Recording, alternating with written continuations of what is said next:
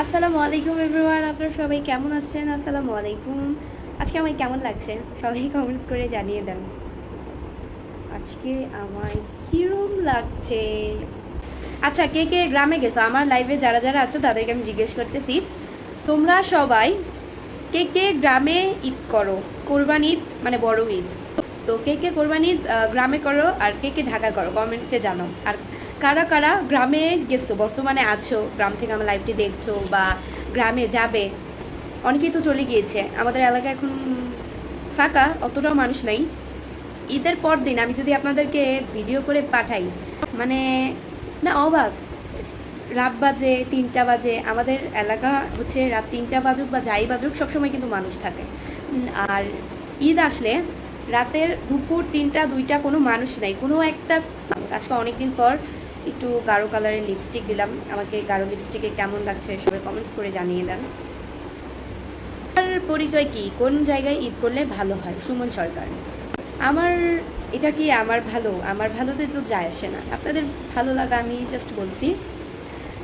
ঈদ আসলে ওই যে বললাম না, মানুষের আবেগ, যেই জায়গাটা মানুষের স্থানীয় বা যেই জায়গায় মানুষের কোনো আপন বিশেষ কোনো মানুষ জড়িত, যেমন বউ, সন্তান, স্ত্রী, মা বাবা, তাদের সাথেই তো ঈদটা করে সবাই, ভালো লাগে এটাই। আর যারা হচ্ছে গ্রামে থাকে বা তারা শহরে চাকরি বাকরি করে ব্যাচেলার বাসায় থেকে, যাই হোক, তাদের রোজার ঈদ কোরবানিটা খুব স্পেশাল, তাদের বাড়িতে যেতে খুব ভালো লাগে।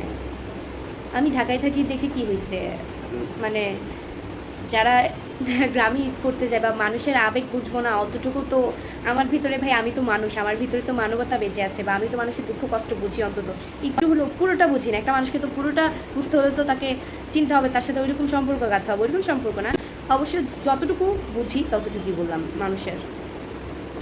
জাহিদ খান বলেছে, আপু আপনারা তো 4 জন, আপনারা কি একা দেন নাকি শরীকে কোরবানি দেন? আপনারা 4 জন, একটা পুরা গরু অনেক বেশি হয়ে যায়, যার ফ্রিজে বেশি দিন থাকলে মাংসের স্বাদ নষ্ট হয়ে যায়। কোরবানি কি মানুষ নিজেরা খাওয়ার জন্য দেয় নাকি? কোরবানি তো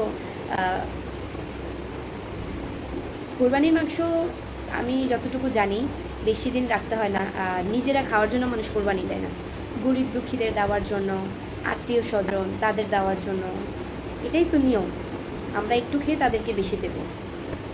তো আমরা শরীকেই দিই, অতটাও বড়লোক হয়ে যায়নি একা দিব, শরীকেই দিই। আল্লাহ সামর্থ্য দিলে একাই দিব। এখন হচ্ছে এইটাই, কোরবানির গুলো হচ্ছে নিজেরা মাংস খাওয়ার জন্য না। আমরা এমন মানুষ যে প্রতি সপ্তাহে 2 দিন পর পরই খাই, বা এমনও মানুষ আছে যে চোখেও দেখে না, বছরে একবারও চোখে দেখে না।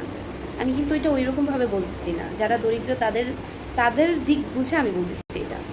যদি আমার কথায় খারাপ লেগে থাকে তাহলে অবশ্যই আমার দৃষ্টিতে দেখবেন।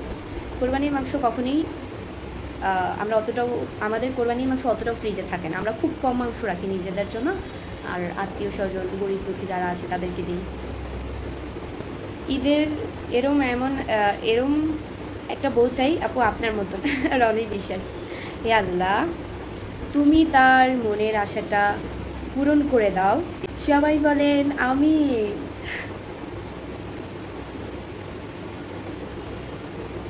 এসকে রমজান ভাইয়া লিখেছে, কেমন আছো? আলহামদুলিল্লাহ, খুব ভালো আছি। আপনার লাইভে আজকে প্রথম যুক্ত হয়েছি, রেজবি কুদ্দুস মাই।